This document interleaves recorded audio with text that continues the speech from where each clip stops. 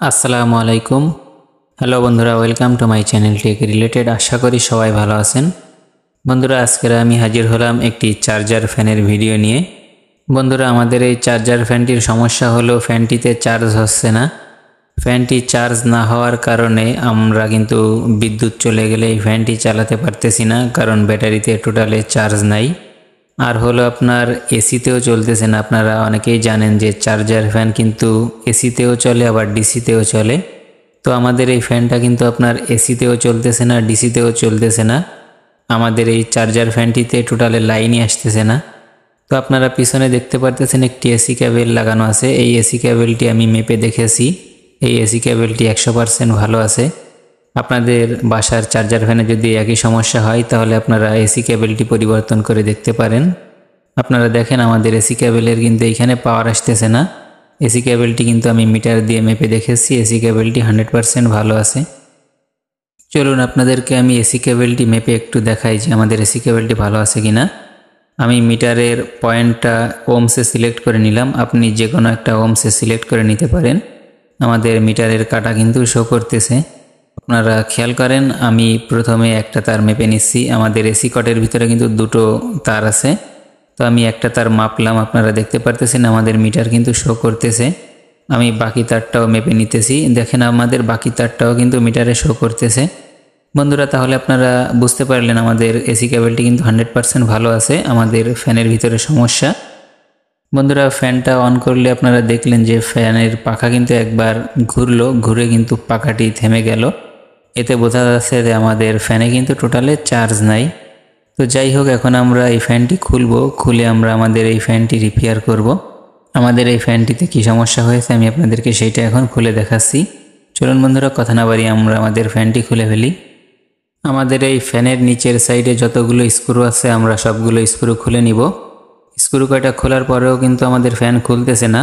আমার মনে হয় এই ফোমের নিচেই আরও কয়েকটি স্ক্রু রয়েছে। এইখানে একটা স্ক্রু আছে আর এই পাশে আর একটা স্ক্রু আছে। বন্ধুরা, আপনারা দেখতে পারতেছেন আমাদের চার্জার ফ্যানটি কিন্তু আমরা ব্যাক কভারটি খুলে নিয়েছি। ব্যাক কভারটি বলতে আমাদের যে এখানে ব্যাটারিটি সেট করা আছে। তো আমাদের ব্যাটারিটি একটি প্লাস্টিকের চেম্বারের ভিতরে বসানো আছে, ব্যাটারিটি দেখা যাচ্ছে না। তো যাই হোক, আমাদের ওইটা কোনো কাজে লাগবে না। আমাদের এখন কাজে লাগবে মূলত পাওয়ার বোর্ডটি। আমাদের এইখানে আপনারা দেখতে পারতেছেন আলাদা একটি পাওয়ার বোর্ড লাগানো আছে আর একটি কন্ট্রোলার বোর্ড লাগানো আছে, মানে যেটার সাথে আপনার সুইচগুলো এবং এলইডি বাল্বগুলো লাগানো। তো যাই হোক, আমি এখন এই পাওয়ার বোর্ডে আপনার দুটো স্ক্রু লাগানো আছে। এই স্ক্রু দুটো আমি খুলে আমাদের পাওয়ার বোর্ডটি আমরা দেখব যে কি সমস্যা হয়েছে। আপনারা হয়তো দেখতে পারতেছেন পাওয়ার বোর্ডটি কিন্তু একদম সেপারেট হয়ে গেল। আমাদের পাওয়ার বোর্ডের সাথে কিন্তু তেমন একটা কোনো তার কানেকশন নাই। জাস্ট আপনার পাওয়ার বোর্ড থেকে দুটো তার আপনার জ্যাকের মাধ্যমে আমাদের ব্যাটারিতে গিয়েছে। বন্ধুরা, আপনারা আমার হাতে যে পাওয়ার বোর্ডটি দেখতে পারতেছেন এটা কিন্তু আপনার 12 ভোল্টেরও হয়ে থাকে অথবা 6 ভোল্টেরও হয়ে থাকে। তো আপনারা আগে কনফার্ম হবেন যে আপনাদের ব্যাটারিটি 12 ভোল্ট নাকি 6 ভোল্ট। আপনাদের ব্যাটারিটি যদি 12 ভোল্ট হয় তাহলে পাওয়ারটি 12 ভোল্ট হবে, আর ব্যাটারিটি 6 ভোল্ট হলে পাওয়ারটি 6 ভোল্টের হবে। আমাদের ব্যাটারিটি 6 ভোল্টের, এই জন্য আমাদের পাওয়ারও কিন্তু আপনার 6 ভোল্টের। এখন আপনি কিন্তু ইচ্ছা করলে এইখানে এই যে পাওয়ার বোর্ডটি দেখতে পারতেছেন এটা কিন্তু ফেলে দিতে পারেন। ফেলে দিয়ে একটি 6 ভোল্টের ট্রান্সফরমার এইখানে লাগিয়ে দিতে পারেন। তো আমরা 6 ভোল্টের ট্রান্সফরমার না লাগিয়ে আমরা চেষ্টা করব এই অরিজিনালিটি রাখা যায় কিনা, মানে এইভাবে অরিজিনালভাবে সারা যায় কিনা আমরা সেটা চেষ্টা করব। তো বন্ধুরা, আমাদের মূলত এই পাওয়ার বোর্ডটি নষ্ট হয়েছে। পাওয়ার বোর্ডটি কোথায় কী দেখি নষ্ট হয়েছে আমি কিছুক্ষণ দেখব। দেখার পরে আমি আপনাদেরকে রেজাল্টটা দেখাচ্ছি যে আমি কি নষ্ট পেলাম এইখানে। বন্ধুরা, এটা আমি অনেকক্ষণ দেখেছি, দেখে একটা সমস্যা পেয়েছি।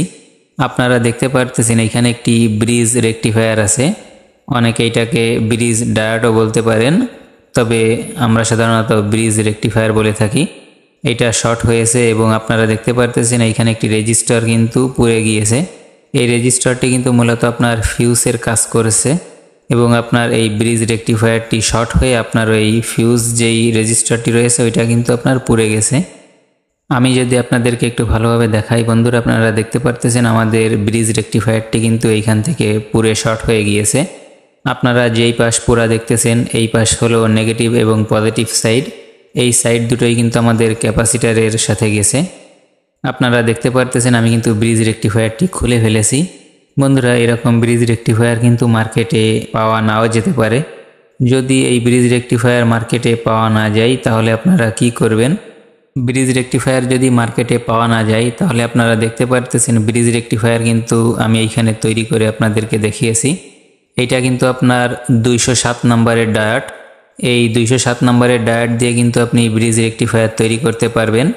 আমি আপনাদেরকে কিন্তু এইখানে এসি এবং ডিসি সাইড ইন্ডিকেট করে দিয়েছি। দুটো পিন আপনার এসি তৈরি হবে আর বাকি দুটো পিন কিন্তু আপনার ডিসি প্লাস মাইনাস তৈরি হবে। তো যাই হোক, আপনারা ব্রিজ রেকটিফায়ার যদি না পান সেক্ষেত্রে ওইটা আপনারা নিজেরা বানিয়ে নিতে পারেন। আর আমি ব্রিজ রেকটিফায়ার কিন্তু খুঁজে পেয়েছি। কিভাবে খুঁজে পেলাম আমি আপনাদেরকে সেইটাও দেখাচ্ছি। আমি পুরনো একটি পাওয়ার বোর্ড ম্যানেজ করে নিয়েছি, আপনারা দেখতে পারতেছেন আমার হাতে। এটা কিন্তু 12 ভোল্টের একটি পাওয়ার বোর্ড। তো আপনি 12 ভোল্ট অথবা 6 ভোল্টের যে কোনো পাওয়ার বোর্ডে কিন্তু আপনার এই রকমের ব্রিজ রেকটিফায়ার পেয়ে যাবেন। আপনারা দেখতে পারতেছেন এখানে একটি ব্রিজ রেকটিফায়ার আছে। এই ব্রিজ রেকটিফায়ারটি আমি এখন খুলে আমাদের এই যেই পাওয়ার বোর্ডটা নষ্ট হয়েছে ওইখানে আমি এই ব্রিজ রেকটিফায়ারটি লাগাবো। বন্ধুরা, আপনারা দেখতে পারতেছেন আমি কিন্তু এইখানে আমাদের ব্রিজ রেকটিফায়ারটি লাগিয়ে নিয়েছি। আর একটা জিনিস আপনারা খেয়াল করুন, আমাদের এই রেজিস্টারটি কিন্তু ফিউজ হিসেবে কাজ করতেছিল, এটা কিন্তু কেটে গেছে।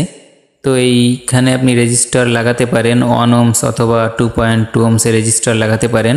1 ohms লাগালে ভালো হয়। তো যাই হোক, আমি কিন্তু এখানে কোনো রেজিস্টার লাগাইনি। আমি এইখানে চিকন একটা ওয়্যার দিয়ে, আপনারা হয়তো দেখতে পারতেছেন, চিকন একটা ওয়্যার দিয়ে ফিউজের মতন শর্ট করে দিয়েছি। আপনি চাইলে এটা এইভাবে চিকন একটা ওয়্যার দিয়ে শর্ট করে দিতে পারেন অথবা একটি রেজিস্টারও লাগিয়ে নিতে পারেন 1 ohms এর। ব্রিজ রেকটিফায়ারটি আমি কিভাবে লাগালাম সেইটা আমি আপনাদেরকে একটু ভালোভাবে দেখাই। তো ব্রিজ রেকটিফায়ারের এই পাশে যে পিন দুটো আপনি দেখতে পারতেছেন, এই পিন দুটো হলো এসি সাইড। এর কিন্তু কোনো নেগেটিভ পজিটিভ নাই। এই দুটো কিন্তু আপনার এসির আপনি নেগেটিভ পজিটিভ যেইখানেই দেন না কেন কোনো সমস্যা নাই। এবং আপনারা ব্রিজ রেকটিফায়ারের এই পাশে দুটো পিন দেখতে পারতেছেন, এর কিন্তু অবশ্যই নেগেটিভ পজিটিভ আছে। এই দুটো যেন আপনার উল্টে না দেয়। এই পাশে হয়তো ভালোভাবে খেয়াল করলে দেখতে পারবেন, এই পাশে কিন্তু আপনার ক্যাপাসিটারের কানেকশন রয়েছে। এই যে পিনটা আপনারা দেখতে পারতেছেন এটা কিন্তু দেখেন ক্যাপাসিটারের এই পিনের সাথে এসেছে। এবং ক্যাপাসিটারের এই পাশটা আমি আপনাদেরকে যদি দেখাই, দেখেন এই পাশটা কিন্তু আপনার পজিটিভ সাইড এবং ক্যাপাসিটারের এই পাশটা হলো নেগেটিভ। এইটা হলো ব্রিজ রেকটিফায়ারের এই পিনের সাথে কানেকশন হয়েছে, আপনারা দেখতেই পাচ্ছেন। তো আপনারা বুঝতে পারলেন যে ব্রিজ রেকটিফায়ারের কিন্তু দুটো পিন হলো নেগেটিভ এবং পজিটিভ, ওই দুটো হলো আউটপুট। এবং বাকি পিন দুটো হলো আপনার এসি ইনপুট, ওই দুটোর কিন্তু কোনো নেগেটিভ পজিটিভ নাই। আশা করি আপনারা বুঝতে পেরেছেন। এইবার আপনারা বিষয়টা ভালোভাবে বুঝতে পারবেন। দেখেন এই রেকটিফায়ারের কিন্তু আপনার প্লাস মাইনাস চিহ্ন দেওয়া আছে। তো আপনার প্লাস পিনটা যাবে ক্যাপাসিটারের প্লাসে এবং মাইনাস পিনটা যাবে ক্যাপাসিটারের মাইনাসে। আর যেই পাশে আপনার প্লাস মাইনাস টোটালে লেখা নাই ওই পাশ দুটো আপনার ডাইরেক্ট এসিতে যাবে।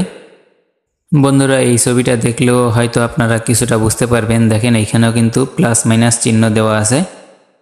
তো যাই হোক বন্ধুরা, প্রাথমিক পর্যায়ে আমরা আমাদের এই ব্রিজ রেকটিফায়ারটি নষ্ট পেয়েছি এবং ফিউজটা নষ্ট পেয়েছি। এই দুটো জিনিস আমরা আপাতত নষ্ট পেয়েছি। এখন আমরা একটু এইটা সরাসরি কারেন্টে দিয়ে দেখব যে আমাদের এই পাওয়ার বোর্ডটি ঠিক হলো কিনা। যদি ঠিক না হয় তাহলে তো আমাদের এরপরে দ্বিতীয় স্টেপ নিতে হবে। এখন এটা লাইন দিয়ে দেখব আমি মেপে যে ঠিক আছে কিনা। আমি আমাদের মিটারটি 10 ভোল্টে সিলেক্ট করে নিয়েছি, ডিসি 10 ভোল্টে সিলেক্ট করে নিয়েছি এবং পাওয়ার বোর্ডটি আমি সরাসরি কারেন্টে লাইন দিয়েছি। এখন একটু মেপে দেখব। এইখানে আমাদের এইখানে কিন্তু একটা জ্যাক দেওয়া আছে, আপনারা হয়তো দেখতে পারতেছেন। এই জ্যাকের এইখানে কিন্তু আপনার ভোল্টেজ আসবে। আমাদের ব্যাটারিটা চার্জ হতে যতটুকু ভোল্টেজ প্রয়োজন হয় ততটুকু ভোল্টেজ এইখানে কিন্তু আসবে। তো আমি মিটারের কাঁটা দুটো এইখানে ধরে দেখতেছি যে ভোল্টেজ আছে কিনা। বন্ধুরা, আপনারা হয়তো দেখতে পারতেছেন আমাদের এইখানে 6.5 ভোল্টের মতন শো করতেছে, 7 ভোল্টের মতন শো করতেছে। আমাদের ব্যাটারি হলো 6 ভোল্টের। আর আপনারা জানেন যে 6 ভোল্টের ব্যাটারি চার্জ দিতে গেলে 6 ভোল্ট অথবা 7 ভোল্ট একটু বেশি ভোল্টের প্রয়োজন হয়, মানে ব্যাটারির থেকে একটু বেশি ভোল্টের প্রয়োজন হয়। তো চলুন এখন আমরা এই সার্কিট বোর্ডটি আমাদের ফ্যানে লাগিয়ে দেখি যে ঠিক হলো কিনা। তো যাই হোক, আমি এখন আমাদের এই ফ্যানটিতে কানেকশন দিয়েছি। এখন আমি এসি কেবলটি ইন করে দেখব যে আমাদের পাওয়ার বাতি জ্বলে কিনা। তো আমাদের এইখানে ইন্ডিকেটর এলইডি বাল্ব রয়েছে, আপনারা একটু খেয়াল করুন। আমি এসি কেবলটি লাইন দিতেছি আশা করি ঠিক হয়ে যাবে। বন্ধুরা আপনারা দেখতে পারতেছেন আমাদের ইন্ডিকেটর এলইডি বাল্বটি কিন্তু জ্বলেছে। অতএব আপনারা 100% বুঝতে পারলেন আমাদের ফ্যানটি আমরা আশা করি যে ঠিক হয়ে গেছে। এখন কিন্তু আমাদের চার্জার ফ্যানটি চার্জ হবে এবং আমরা এসি ডিসি দুটোতেই কিন্তু আমাদের ফ্যানটি আমরা চালাতে পারবো। তো যাই হোক, চলুন আমরা আমাদের ফ্যানটি এখন আটকে ফেলি। আর আমাদের এইখানে কিন্তু আমার একটা জিনিস ভুল হয়েছে, এইখানে কিন্তু একটা স্ক্রু দিয়ে আটকানো ছিল, দুটো স্ক্রু ছিল না। চলুন আমরা ফ্যানটা আটকে ফেলি। যতগুলো স্ক্রু আমি খুলেছিলাম সব কয়টি স্ক্রু আটকে ফেলেছি। বন্ধুরা আমরা আমাদের ফ্যানটি আটকে নিয়েছি। আটকে নেওয়ার পরে আমি আপনাদেরকে একটু ভালোভাবে লাইন দিয়ে দেখাচ্ছি। দেখেন আমরা ফ্যানটায় লাইন দিয়েছি, আমাদের পাওয়ার ইন্ডিকেটর এলইডি বাল্বটি কিন্তু জ্বলেছে। এখন আমি যদি আপনাদেরকে এই ফ্যানটা একটু এসিতে চালিয়ে দেখাই, আমাদের এইখানে একটি সুইচ আছে, আপনারা দেখেন, এটা আমি এসিতে সিলেক্ট করলাম। আমাদের ফ্যানটি কিন্তু এখন সরাসরি কারেন্টে চলতেছে, মানে কারেন্ট থাকলে আমরা এই ফ্যানটি সরাসরি কারেন্ট দিয়ে চালাতে পারবো। তো আমি আপনাদেরকে যদি একটু ডিসিতে চালিয়ে দেখাই, তো আমি দেখেন এই এসি কর্ডটি খুলে ফেললাম কারেন্ট থেকে। এখন আমাদের ফ্যানটি কিন্তু অফ হয়ে গেছে। এখন আমি আপনাদেরকে এই এসি কর্ডটি খোলা অবস্থায় ডিসিতে চালিয়ে দেখাই। আমি এইবার ডিসির সাইডে দিলাম, দেখেন আমাদের ফ্যানটি কিন্তু 100% চলতেছে। তাহলে আপনারা বুঝতে পারলেন বন্ধুরা যে আমাদের এই ফ্যানটি কিন্তু এসিতেও চলবে, ডিসিতেও চলবে। আমাদের সমস্যাটি কিন্তু 100% সমাধান হয়ে গেছে। কোনো কিছু বুঝতে সমস্যা হলে আমাকে কমেন্টে জানাবেন, 100% রিপ্লাই পাবেন ইনশাল্লাহ। বন্ধুরা ভিডিওটি আজকের মতো এই পর্যন্ত। ভিডিওটি আর লম্বা করব না। ভিডিওটি ভালো লাগলে একটি লাইক দিবেন, চ্যানেলটি সাবস্ক্রাইব করে রাখার অনুরোধ রইল, কারণ আমি কিন্তু এরকম নিত্য নতুন টেক রিলেটেড ভিডিও প্রতিনিয়ত আপলোড করে থাকি আমার এই চ্যানেলে। ধন্যবাদ আপনাদের সবাইকে ভিডিওটি সম্পূর্ণ দেখার জন্য।